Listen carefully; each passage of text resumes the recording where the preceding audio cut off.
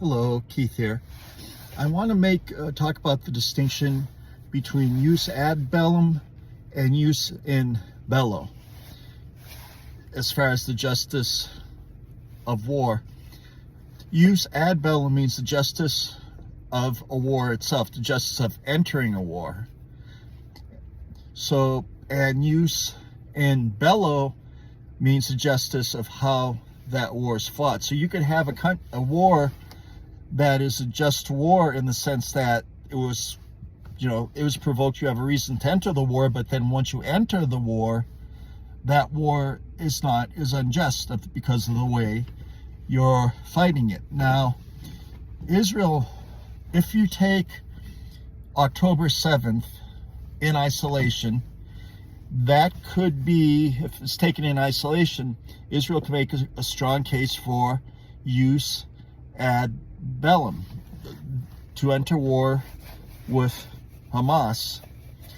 However, how that war is fought could be immoral. So you could have a war moral in the sense that you were right to enter it, but then if you enter that war, how you fight it might not be just. Israel, a lot of their arguments are use ad bellum, saying we're justified to enter this war. But you also have to look at their case they're making or they're not making for use in bello, how they're fighting the war. So the war could be just in the sense that, yeah, we do have justification because of what happened on October 7th, and it could be just in that way, but might not be just in how it's being fought. It's important to keep these two senses of justice and of what a just war is when considering these things.